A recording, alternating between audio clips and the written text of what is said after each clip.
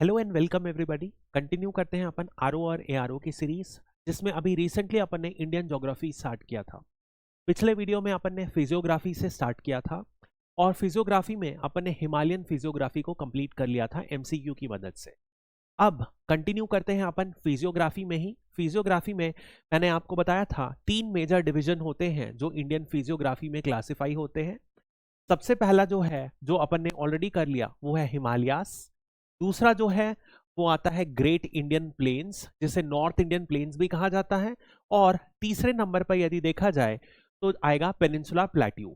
ये तीनों major classification है और इसी के अकॉर्डिंग यदि अपन देखें तो पेनिनसुला प्लेट्यू में भी अपन सब क्लासिफाई कर लेंगे, जैसे कि जो मेजर प्लेट्यूज हैं, उसके बाद जो वेस्टर्न घाट और ईस्टर्न घाट्स रहेंगे, और उसके करस्पॉन्डिंग कोस्टल प्लेन्स भी वेस्ट और ईस्ट में जो रहेंगे सब आएंगे। बट कंटिन्यू करते हैं अभी अपन सेकेंड फिजियोग्राफिक डिवीजन से, जो कि है नॉर्थ इंडियन प्लेन्स, जिसे कहते हैं इंडो गैंगटिक प्लेन भी।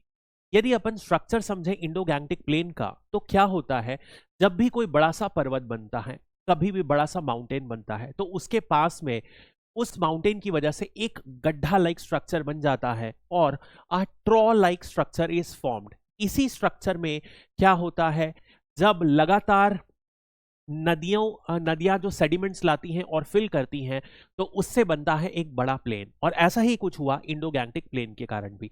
जब हुआ क्या, हिमालयास बना, तो हिमालयास बनने की वजह से एक डिप्रेशन लाइक स्ट्रक्चर, जिसे फोर डीप भी कहा जाता है, वो बना।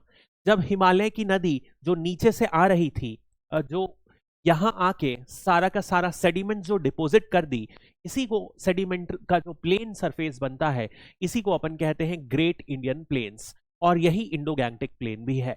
ये एक बहुत सारी नदी, जिसमें में से 3 मेजर सिस्टम है, Indus river system, Ganga river system और ब्रह्मपुत्र रिवर सिस्टम। इन सारी हिमालयन नदी जो ऊपर से आ रही थी, वो एक बड़े से एरिया में सेडिमेंट डिपॉजिट की है, और इससे बना है इंडो गैंगटिक प्लेन। यही है इंडो गैंगटिक प्लेन। अब यदि अपन इसका कंपोजिशन देखें, तो यहां पर इनफैक्ट इवन इन पंजाब, यहां पर ये पंजाब रीजन है इंडिया का, और यहीं पर पंजाब रीजन ऑफ पाकिस्तान भी है, पंजाब प्रोविंस पाकिस्तान में भी है। यहां पूरा का पूरा जो डिपॉजिट है, ये इंडस और ट्रिब्यूटरीज का, और इधर गंगा एंड ट्रिब्यूटरीज का, और इधर ब्रह्मपुत्र की वजह से डिपोजिशन हुआ है, और इसी वजह से एक बड़ा सा प्लेन स्ट्रक्चर बनता है, जिसे अपन ग्रेट इंडियन प्लेन्स कहलाते हैं।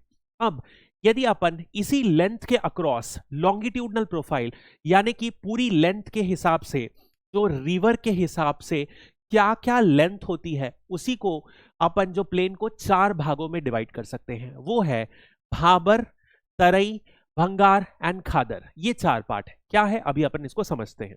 सबसे पहले एक क्वेश्चन देखते हैं। The correct order of the location of the given physiographic features from north to south is कौन सा। ये देखिए, ये किसी रीट एग्जाम में आया हुआ है, तो ये ऑर्डर क्या पूछा है।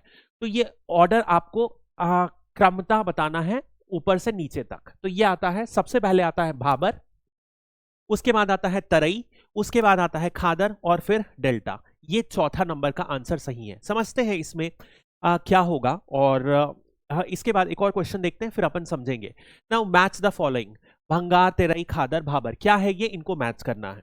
तो इसके लिए आपको समझना पड़ेगा कि ये सारे फिगर्स होते क्या हैं और ये कैसे फीचर्स हैं। तो ये है हिमालयास। जब भी कोई नदी हिमालय में रहती है, क्या होता है, यहां पर स्लोप बहुत ज्यादा है।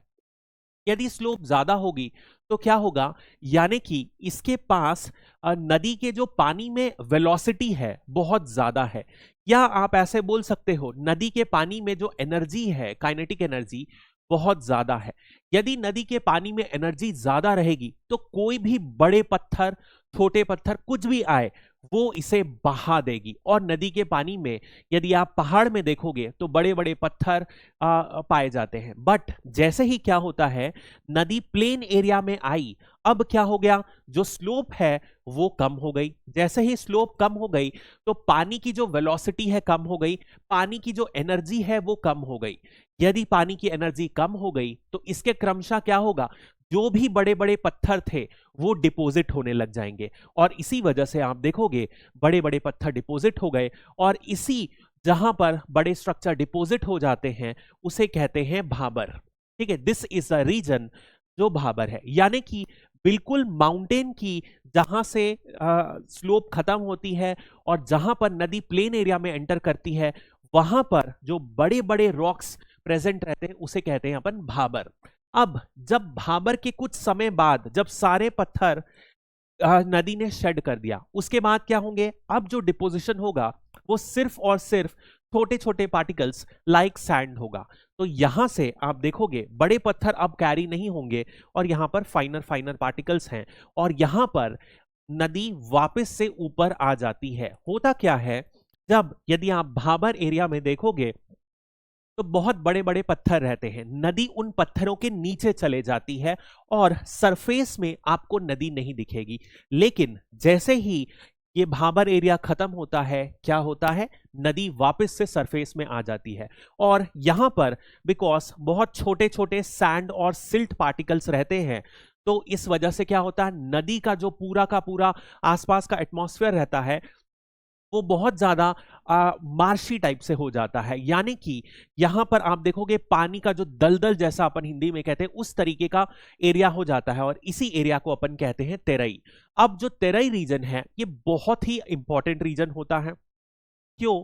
क्योंकि यहां पर काफी अच्छी मिट्टी पाई जाती है। इनफैक्ट यदि आप इंडिया में देखोगे तो तेरई एकमात्र ऐसी मिट्टी है जिसमें नाइट्रोजन पाया जाता है। बाकी आप इंडिया की कोई भी मिट्टी देख लो वो नाइट्रोजन डेफिशिएट रहती है, बट तेरई मात्र में नाइट्रोजन अच्छा होता है। इसी वजह से तेरई में आप देखोगे बहुत ही महंगी जमीनें मिलती हैं, जहां आपको नेपाल, उत्तराखंड, हिमाचल के बॉर्डर में 1 एकड़ तेरई की जमीन आपको एरिया के हिसाब से 1-1 करोड़ रुपए तक मिलती है और बहुत ही एक्सपेंसिव मिलती है। खेती बाड़ी के लिए बहुत ही अच्छी जमीन है और यहीं पर आप देखोगे बहुत बड़ी मात्रा में गन्ने की खेती होती है, बहुत ही बड़ी मात्रा में, पानी भी सफिशिएंट रहता है। बट आगे क्या होता है, जब नदी, अब देखिए नदी जब रहती है तो ये नदी बह रही है, तो जब भी नदी बहती है तो क्या होता है, नदी ओकेशनली बाहर अपने बैंक्स में भी बह जाती है और छोटे छोटे कणों को डिपॉजिट करते रहती है। इसी को अपन कहते हैं खादर और भंगार। तो यदि वो कण जो अभी फ्रेशली डिपॉजिट होते हैं, हर साल बारिश में, फ्लड के समय जब इन एरिया में डिपॉजिट करते हैं तो उसे कहते हैं खादर। यानी कि ये खादर जो एरिया है हर साल रिवर के आसपास क्या करता है, नई मिट्टी ऐड करता है, तो ये बहुत ही न्यूट्रिशियस रहता है। इसी वजह से जो मिट्टी रहती है वो बहुत फर्टाइल रहती है। और जबकि जो भांगर रहता है वो पुरानी वैली पर बेस्ड है, यानी कि जब नदी कभी ऊंची बहती रही होगी तब यहां तक पहुंचता होगा, उसे कहते हैं भंगार। तो यानी कि भंगार पुराना एल्यूवियम डिपॉजिट है और खादर जो है वो हर साल जो नया एल्यूवियम डिपॉजिट होता है उसे कहते हैं। ये पूरा है 4 लॉन्गिट्यूडनल प्रोफाइल। जो शुरुआत होती है माउंटेन्स के नीचे आते ही, सबसे पहले भाबर, उसके बाद आता है तराई रीजन, उसके बाद आता है भंगार एंड खादर रीजन। तो कंटिन्यू करते हैं अपन क्वेश्चन से। सबसे पहले तेराई रीजन अपन ने क्या देखा कि यहां पर नदी इमर्ज होती है और बहुत ही अच्छी मिट्टी होती है, तो यहां क्या होता है, बहुत अच्छी वेजिटेशन होती है। तो it is very porous. Very porous क्या रहेगा, जहां पर बड़े बड़े पत्थर होंगे, यानी कि ये किसकी बात कर रहा है, भाबर की बात कर रहा है। और तेराई रीजन में has thick forest and wild life, तो ये बी आंसर होगा। वहीं पर खादर और भंगार क्या होता है, अपन ने देखा old alluvium and new alluvium, तो खादर होगा यंगर एल्यूवियम और भाबर तो भंगार जो होगा वो older alluvium. This is the answer. So I hope this is clear. इसके साथ ये बहुत इंपॉर्टेंट क्वेश्चन है, कई बार पूछा जाता है, तो ध्यान रखिएगा।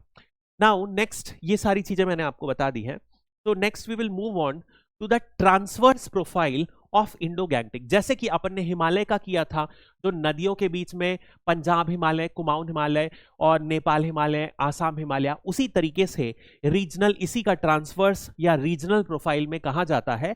प्लेन्स का भी डिवीजन है, तो कैन यू सी दैट, सबसे पहले आता है राजस्थान प्लेन, फिर आता है पंजाब हरियाणा प्लेन, फिर ये जो पूरा एरिया है ये गैंगटिक प्लेन है, और यहां पर आता है ब्रह्मपुत्रा प्लेन। इसी क्लासिफिकेशन पर ये जमा हुआ है और बैठा हुआ है, यानी कि प्लेन को भी ऐसे बांटा गया है रीजनल क्लासिफिकेशन में, ग्रेट इंडियन प्लेन को। नेक्स्ट अपन कंटिन्यू करते हैं। Which of the following best describes what is Marusthali. Marusthali क्या है? अब मरुस्थली यदि देखा जाए तो एक टर्म है जो डेजर्ट के लिए रेफर किया जाता है राजस्थान में। इसके बारे में देखते हैं। अ हिस्टोरिकल किंगडम, गलत बात है। A specific type of vegetation, ये भी गलत है। The western sandier portion of the Thar desert, third, यानी कि जो आप मूवीज में, वीडियोस में देखते हैं जहां पर रेगिस्तान यानी अपन सैंड से असेंबल करते हैं, जहां पर हवाएं घूमती हैं और मिट्टी उड़ते हुए जो अपन डेजर्ट की पिक्चर दिमाग में आती है, उसी एरिया को मरुस्थली कहा जाता है। अब यदि मैं आपको समझाऊं, राजस्थान, ये राजस्थान का मैप है। इस राजस्थान के मैप में लगभग यहां 25 सेंटीमीटर का आइसो हाइट देखा जाए, यानी कि 25 सेंटीमीटर, जहां पर आइसो हाइट मतलब ये लाइन जो है 25 सेंटीमीटर बारिश को दर्शा रही है। यानी कि आप देखोगे इस लाइन के इस तरफ 25 सेंटीमीटर से कम बारिश होती है और इस तरफ 25 सेंटीमीटर से ज्यादा बारिश होती है। तो ये जो राजस्थान है, इसका इधर वाला यानी कि वेस्टर्न पार्ट ऑफ राजस्थान जो है, ये है मरुस्थली रीजन। ये बहुत इंपॉर्टेंट, ये बिल्कुल डेजर्ट रीजन है जो अपन मूवीज में देखते हैं। तो कंटिन्यू करते हैं। तो मरुस्थली और राजस्थानी बगार, राजस्थानी बगार क्या है? ये वाला, इसके इस तरफ वाला रीजन है। अब ऐसा क्यों हो रहा है? यहां पर बारिश कम होती है क्योंकि यहीं पर आप देखोगे एक माउंटेन है अरावलीज। अरावलीज है तो क्या होता है, जब यहां से बारिश आती है, ये जो विंड्स का डायरेक्शन है ऐसा रहता है, तो यहां पर विंड्स जो रहती हैं, जो मॉनसून कॉज करती हैं, वो इस पहाड़ के पैरेलल हो जाती हैं और इसी वजह से अरावलीज ऑब्स्ट्रक्ट नहीं कर पाती हैं विंड्स को और यहां पर बारिश नहीं होती है। इसी अरावली के आने के बाद राजस्थान एक डेजर्ट बन गया था। तो कंटिन्यू करते हैं। अब नेक्स्ट अपन बात करते हैं पंजाब प्लेन के बारे में। तो this plain is formed by 5 important rivers. Let us see about them. तो what is the term doabs referring to? Doab region क्या होता है ज्योग्राफी में? ये भी एक इंपॉर्टेंट टर्म है। डोब क्या होता है? दो नदियों के बीच का पोर्शन को कहा जाता है डोब। फॉर एग्जाम्पल, जैसे ये है यमुना नदी और ये है गंगा नदी। Actually this would be Ganga and this is Yamuna. तो ये जो दोनों नदी का जो बीच का पोर्शन है, इसे ही कहा जाता है doab. And this is very important geographical term. Plateaus, गलत। Regions characterized by dense forest, गलत। The land situated between the two rivers, इसे कहा जाता है डोब।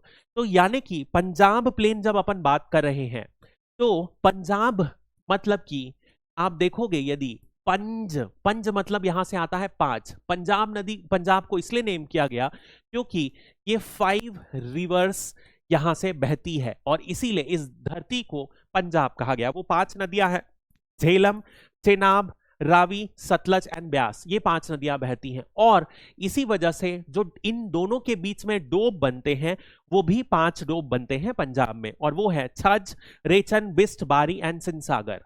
ये सारे डोब बनते हैं। समझ में आ गया डोब क्या है? आगे बढ़ते हैं अपन। Which of the following is recognized as the largest delta in the world? दुनिया का सबसे बड़ा डेल्टा कौन सा है? तो वो है जो इंडिया में फॉर्म होता है और वो गंगा और ब्रह्मपुत्र नदी के मिक्सचर से बनता है। दोनों नदी मिल जाती हैं और ये बे ऑफ बंगाल में सबसे बड़ा दुनिया का डेल्टा फॉर्म करते हैं। तो आंसर होगा गंगा ब्रह्मपुत्र डेल्टा। अब यदि देखा जाए तो जैसे कि अपन ने अभी भाबर का पढ़ा था, तो भाबर में अपन ने क्या पढ़ा था? जब भी नदी पहाड़ से नीचे आती है तो क्या होते हैं, उसकी एनर्जी कम होती है और यहां पर वो सारे के सारे बड़े पत्थर डिपॉजिट कर देती है। बट होता क्या है, जब नदी और आगे कंटिन्यू बहते रहती है और सी के पास यानी समुद्र के पास पहुंचने वाली रहती है, तब क्या होता है, जो रिवर की जो एनर्जी रहती है और ज्यादा कम हो जाती है। इसी वजह से जो कुछ भी रिवर के पास रहता है, यहां पर सिर्फ और सिर्फ बड़े पत्थर होती है, बट यहां पर जब नदी समुद्र के पास पहुंचती है तो सारे के सारा जो कुछ भी होता है वो यहां पर डिपॉजिट कर देती है और इसी डिपॉजिट को कहा जाता है delta. This is what is the meaning of delta. Delta यानी कि वेलोसिटी कम हुई तो जो भी है वो डिपॉजिट कर देगा। नेक्स्ट अपन बात करते हैं। सो दिस इज, ये यहां से आई ब्रह्मपुत्र और यहां से आई गंगा। यहां पर आप देखो बांग्लादेश के आगे बे ऑफ बंगाल में ये सबसे बड़ा दुनिया का डेल्टा फॉर्म हुआ। नेक्स्ट अपन बात करते हैं ब्रह्मपुत्र प्लेन। ब्रह्मपुत्र प्लेन भी क्या है? इसे आसाम प्लेन भी कहा जाता है। ब्रह्मपुत्र प्लेन क्या होता है, क्यों बना है? क्योंकि ब्रह्मपुत्र एक बहुत ही तेजी से नीचे आती है और जब नीचे आती है तो वही कारण है, ये धीरे धीरे डिपॉजिट कर देती है और डिपॉजिट होता है तो प्लेन बनता है। This is the basic idea. तो ये ब्रह्मपुत्रा के आसपास आप देखो, ये जो रीजन है यहीं पर ब्रह्मपुत्रा प्लेन बना है और इसे असम प्लेन भी कहा जाता है। अब नेक्स्ट फिजियोग्राफिक डिवीजन में अपन आते हैं, जो कि है इंडियन पेनिनसुला प्लेट्यू। यदि अपन पेनिनसुला प्लेट्यू को देखें तो जहां पर नॉर्थ में अपन ने माउंटेन्स देखा था, वहीं उसके नीचे यहां पर अपन ने देखा था ये जो है ये प्लेन रीजन है। बट एक ऐसा इन्वर्टेड ट्राइंगल लाइक स्ट्रक्चर आपको दिखेगा जो है पेनिनसुलर प्लेट्यू। यहां पर बहुत सारे प्लेट्यूज के मिक्सचर में बना है, जिसमें आप देखोगे इस प्लेन्स के नीचे सिचुएटेड है। इनफैक्ट यदि आप देखोगे तो पेनिनसुलर प्लेट्यू सिर्फ और सिर्फ यहां पर एक्सटेंड नहीं करता है, बल्कि जो नॉर्थ ईस्ट है उसका ये वाला रीजन भी पेनिनसुलर प्लेट्यू, यानी कि ये जो है मेघालय प्लेट्यू, ये भी पेनिनसुलर प्लेट्यू का ही टूटा हुआ पार्ट है, जो यहां से टूट के अलग हो गया था और इसे भी इसी पेनिनसुलर प्लेट्यू का पार्ट माना जाता है। ठीक है, तो इसकी हाइट बहुत ही कम है, 600 से 900 मीटर ही है एवरेज। तो कंटिन्यू अपन करते हैं क्वेश्चन से, which physiographic portion does the Meghalaya plateau form a part of. देखा अभी अपन ने पेनिनसुलर प्लेट्यू का ही पार्ट है, तो आंसर वुड बी बी। ये हिमालयास का पार्ट नहीं है, ध्यान रखिएगा। Now what geographical feature separates the Meghalaya plateau from the peninsular plateau. किन दोनों ये जो पोर्शन है मेघालय प्लेट्यू अलग हुआ, वो क्यों, कौन से दोनों को कैसे सेपरेट करता है, पेनिनसुलर प्लेट्यू और मेघालय प्लेट्यू कैसे सेपरेट है। तो उसमें एक गैप है गारो राजमहल गैप, इसे माल्डा गैप भी बोला जाता है। माल्डा इसलिए बोला जाता है क्योंकि वेस्ट बंगाल में एक डिस्ट्रिक्ट है जहां पर यह है माल्डा, और वहीं पर ये गैप सिचुएटेड है, इसलिए माल्डा गैप भी कहा जाता है। तो हुआ सिचुएशन ऐसी थी बेसिकली, जब जो पेनिनसुलर प्लेट्यू है अपन ने देखा, ये पेनिनसुलर प्लेट्यू क्या किया था, यहां से इंडो एशियन प्लेट से कोलाइड किया। तो जब ये कोलाइड हुआ तो पेनिनसुलर प्लेट्यू बेसिकली जो यहां तक था पहले, ये क्या हुआ, जब कोलिजन हुआ तो ये वाला पोर्शन टूट गया और ये अलग हो गया, यहां पर एक गड्ढा बन गया। और उसके बाद ग्रेजुअली क्या हुआ, जो नदियां आ रही थी गंगा ब्रह्मपुत्र, यहां पर अपना डिपोजिशन कर दी और उसे प्लेन बना दी। तो यही जो गैप है ये जो है प्रेजेंटली माल्डा गैप है, यानी कि एक जब दो जोर से टक्कर लगी तो एक छोटा सा पोर्शन निकल के अलग फेंका गया था, इसी को अपन मेघालय प्लेट्यू कहते हैं। तो this is the basic idea. Now next यदि अपन देखें तो बहुत सारे प्लेट्यू हैं, जैसे कि डेक्कन प्लेट्यू, ये है महाराष्ट्र में डेक्कन प्लेट्यू है, इधर कर्नाटक प्लेट्यू है, मालवा प्लेट्यू है, then over here you have Bundelkhand, Baghelkhand, Chota Nagpur plateau, और बस्तर में आपको यहाँ दंडकारण्य प्लेट्यू दिखेगा। तो कंटिन्यू करते हैं अपन, what is the primary geological composition of Deccan plateau. अब हुआ क्या था, एक पीरियड था क्रिटेशियस पीरियड। क्रिटेशियस पीरियड में क्या हुआ था, जब इंडियन प्लेट गोंडवाना लैंड से जो साउथ पोल के पास था उससे ड्रिफ्ट करके ऊपर की तरफ आ रही थी, तब क्या हुआ था, ये इंडियन पेनिनसुला एक हॉट स्पॉट से पास हुआ था, जहां से वॉल्केनो निकला था, और यही वॉल्केनो जो निकला था महाराष्ट्र के एरिया के ऊपर आके बसा था, मतलब वो वॉल्केनो महाराष्ट्र एरिया पर गिरा था। इसी को जो एरिया जो बना उसे कहा जाता है डेक्कन प्लेट्यू। तो ये किससे बना है, basaltic rock of lava origin, lava की वजह से ये हुआ। और यही जब इस जो अपन आगे देखेंगे, जब बसाल्टिक लावा का इरोजन हुआ तो इससे बनती है ब्लैक सॉइल। इसीलिए आप देखोगे महाराष्ट्र में एक बेहद फर्टाइल सॉइल है ब्लैक सॉइल, जिसमें कॉटन, शुगर केन और व्हीट लगाने के लिए बहुत ही अच्छा एरिया है।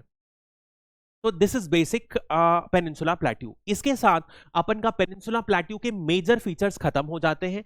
इसके बाद अपन को वेस्टर्न घाट्स, ईस्टर्न घाट्स और कोस्टल प्लेन्स भी करना रहेगा, और इसके बाद अपना पेनिनसुला प्लेट्यू खत्म हो जाएगा। अगले वीडियो में अपन ये दोनों कर लेंगे और इसके बाद सारे के सारे आइलैंड्स भी इसी के साथ निपटा देंगे। तो I hope you like the video. Thank you and have a great day.